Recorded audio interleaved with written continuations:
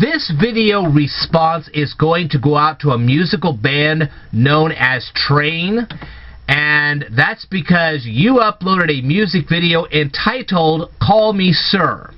Now, I watched the music video and I read through the lyrics, and I have to say right up front that the video itself is very, very nice. It's really kind of cute. However, the lyrics, on the other hand, well, we're going to deal with those, okay? Like I said, I watched the whole thing, I've read through the lyrics, and I have a whole bunch of questions about your lyrics. So let's see if you can answer them. According to the lyrics, now we're just referring to the lyrics, we're not referring to the actual video itself. Why are you riding by yourself? Shouldn't you be driving? Why doesn't anybody help you? What, do they think you're a pathetic loser or something? I don't know. What is so special about this gal that you've discovered that causes everyone to call you sir? I mean, what is it that suddenly changes your value when you're with her that causes people to call you sir? Okay, and why doesn't anybody seem to know your name? I mean, if you live in an area, I would assume that at least your neighbors would know your name, or somebody else would know you. Somebody, even your employer, would at least know your name. We'll see. If you don't like living in Northern California because nobody knows your name and they're not paying you any respect, why don't you just simply pack up and move somewhere else? I mean, you're young, you're not married, you could just move. Or maybe you could get married to this gal, and then the both of you could move somewhere else. Now, how did you meet this lady? Why did everyone start treating you like gold after you met her? What's so special about her? Wouldn't she be missing out on many of life's events by not going out unless she's with you? Sounds like she's kind of insecure. I mean, you know, hey, I've got to be with this guy or I can't go out anywhere? Really? That's kind of insecure, I think. Why is admission free when she's with you? Are you, like, rich? Or is she rich? Or does she have some kind of political influence in the local community? What is this? I'd like to know. Okay. And then you say, well, nobody will care if this guy that's in the song, he breaks the law or he breaks somebody's heart. Why wouldn't somebody care? I know I care. I care a lot, but anyway.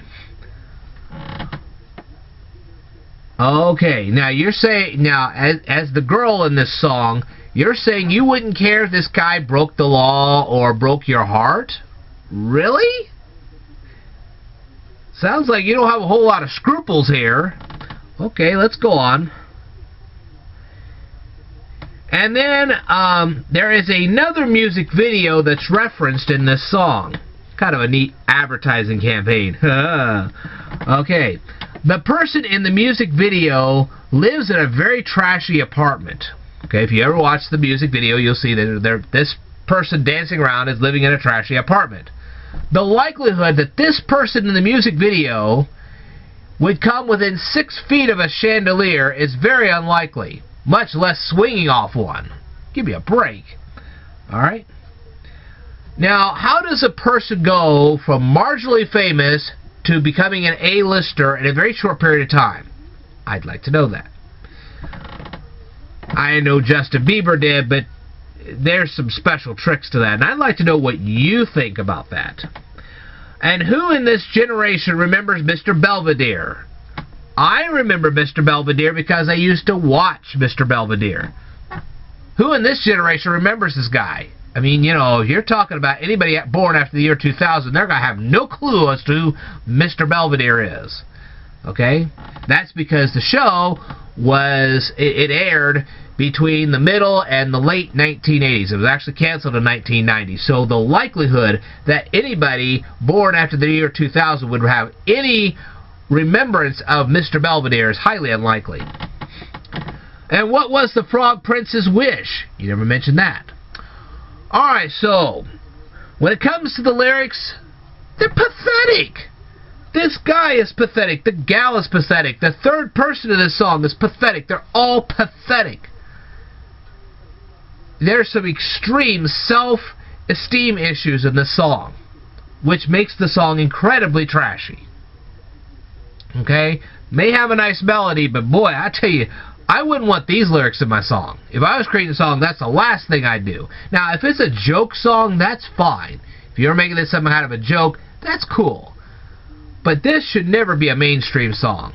I mean, this actually reminds me more of Ray Stevens and some of his songs. And by the way, if you ever get a chance to listen to Ray Stevens and Southern Air, I would recommend that highly.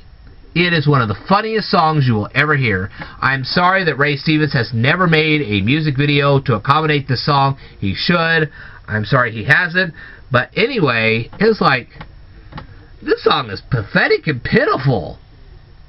I would never want to hear this song again, really. So, what am I going to do? I'm going to give this song an F-. The lyrics are just terrible. They're horrible. And I hope that you will write better lyrics next time. If you're going to do this as a joke, make sure we understand it's a joke.